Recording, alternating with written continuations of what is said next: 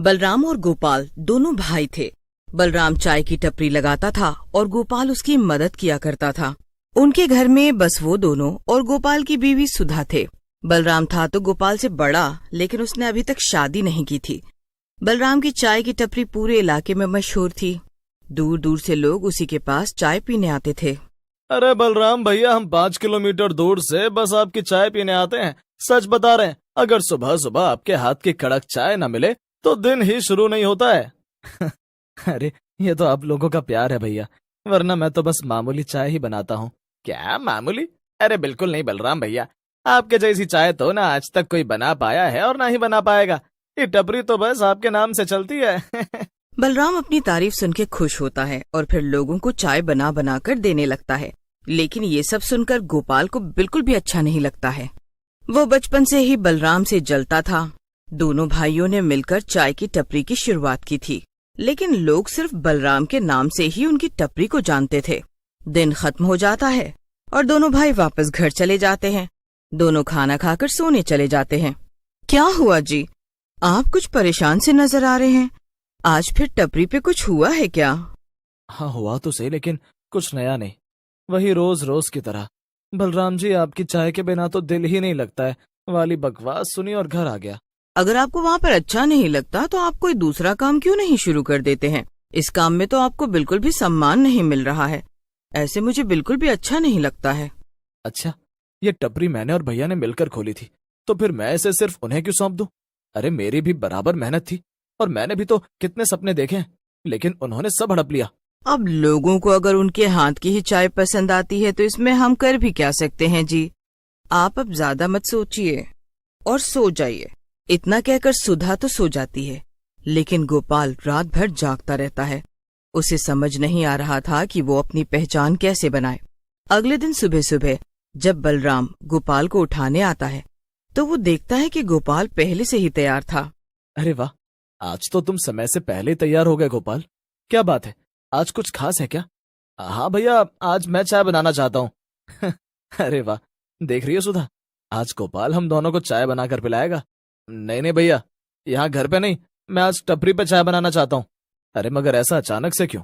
गोपाल देखो, लोगों को मेरे हाथ की चाय पीने की आदत है, पता नहीं उन्हें तुम्हारी चाय पसंद आएगी भी या नहीं। भैया, हम दोनों ने मिलकर ये काम शुरू किया था और मुझे कभी मौका ही नहीं मिलता है अपना हुनर दिखाने का।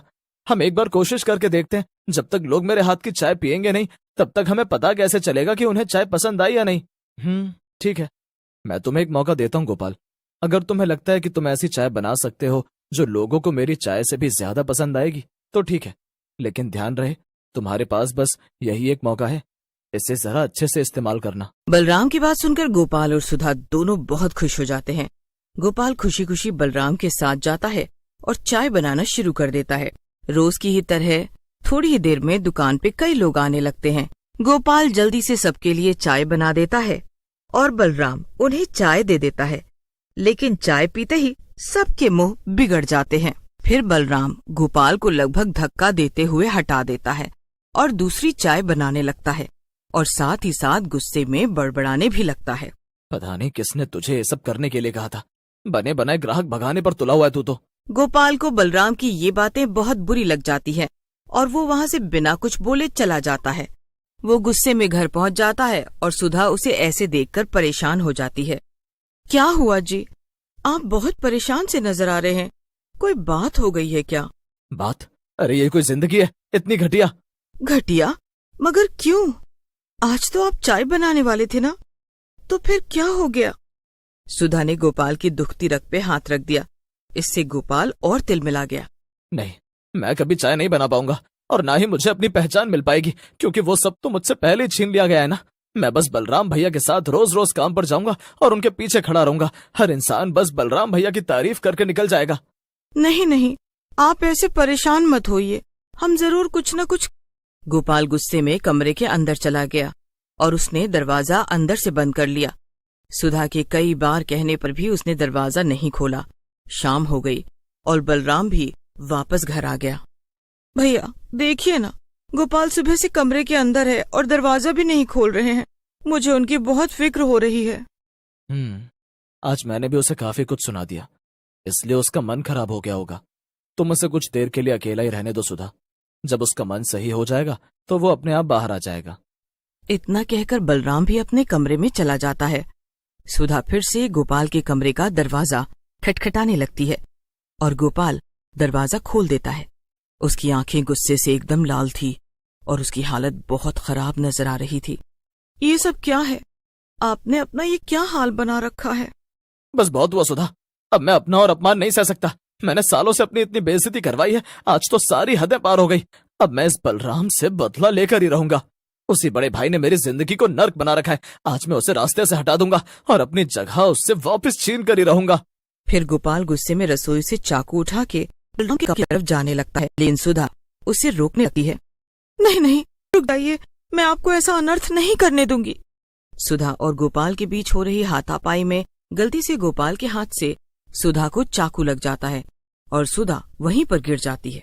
शोर सुन के बलराम भी अपने कमरे से बाहर आ जाता है। बलराम को देखकर गोपाल गुस्से से आग बबूला हो जाता है। ये सब तुम्हारी वजह से हो रहा है, मैं तुम्हें नहीं छोड़ूंगा।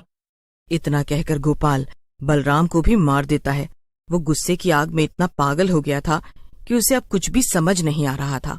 उसके सर पर केवल चाय की टपरी को हथियाने का भूत सवार था और उसके चलते उसने अपने सगे भाई और बीवी को भी मार डाला था। अब जो होना था वो हो गया, इसमें मेरी कोई गलती नहीं थी। ये तो नियति ने पहले से ही सोच रखा था। लेकिन अब चाय की टपरी सिर्फ और सिर्फ मेरी होगी। अब मैं अपनी नई जिंदगी शुरू करूंगा और बीवी का क्या है, मैं दूसरी शादी कर लूंगा। जब अब जिंदगी ही नए मोड़ पर शुरू हो रही है तो उसमें लोग भी तो नए ही होने चाहिए ना। अगले दिन से गोपाल बलराम की जगह चाय बनाने चल दिया। लेकिन जैसे ही गोपाल ने चाय बनाने के लिए बर्तन उठाया, उसे ऐसा लगा कि किसी ने उसका हाथ पकड़ रखा था। गोपाल अपना हाथ हिला भी नहीं पा रहा था। लेकिन तभी सामने रखा बर्तन अपने आप गैस पे चढ़ गया और धीरे धीरे उसमें पानी, चाय पत्ती और दूध डल गया। गोपाल कुछ समझ पाता उससे पहले ही वहां पर कई सारे लोग आ गए और गोपाल से सवाल करने लगे। अरे नहीं नहीं भैया, यह चाय पिछली बार जैसी नहीं है। इस बार तो मैंने बहुत अच्छी बनाई है, आप एक बार पीकर तो देखिए ना। अरे अगर अब की बार आपको चाय पसंद नहीं आए ना तो आप पैसे ही मत देना। अच्छा, अगर ऐसी बात है तो लाओ, फिर पिलाओ एक कप चाय हम सबको। गोपाल देखता है कि बर्तन में चाय बनकर तैयार हो गई थी और अब उसका हाथ भी अपने आप हिल पा रहा था, जैसे मानो जिसने भी हाथ पकड़ा था उसने छोड़ दिया हो। तो गोपाल ने झटपट चाय छान के सभी लोगों को पिला दी। फिर गोपाल ने डरते डरते उनसे पूछा, क्या हुआ भैया, चाय कैसी लगी? अरे वाह, ये चाय तो एकदम बलराम भैया जैसी बनी है। लगता है कि इस बार तुम उन्हीं से चाय बनाना सीख कर आए हो। हाँ भाई, पिछली बार तो तुम्हारी चाय पीकर हमारी हालत ही खराब हो गई थी, लेकिन इस बार तो तुमने कमाल ही कर दिया भाई। वाकई में ये चाय तो एकदम बलराम भैया जैसी है। हाँ, अच्छी क्यों नहीं होगी, ये चाय मैंने ही जो बनाई है। सभी लोग बलराम के भूत को देखकर हैरान हो जाते हैं। अपना काला चिट्ठा सबके सामने आते देखकर गोपाल घबरा गया और वहां से भागने की कोशिश करने लगा। लेकिन तभी किसी ने उसका हाथ पकड़ लिया। गोपाल ने पीछे मुड़कर देखा तो वो हैरान रह गया। पीछे सुधा खड़ी थी और वो भी एक चुड़ैल में बदल गई थी। कहाँ भाग रहे हो? मैंने तुम्हारे जैसा लालची इंसान नहीं देखा। तुमने अपने लालच के चलते अपने सगे भाई और फिर अपनी बीवी को भी मार दिया और अब तुम यहाँ से भाग रहे हो। तुमने क्या सोचा था कि तुम हमें मार के खुशी खुशी अपनी नई जिंदगी जियोगे?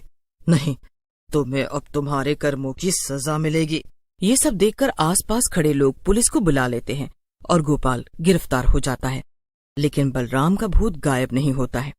उसकी चाय की टपरी अभी भी वहीं लगी हुई थी और लोगों का मानना था कि अक्सर वहां आधी रातों में आकर वो चाय बनाया करता था।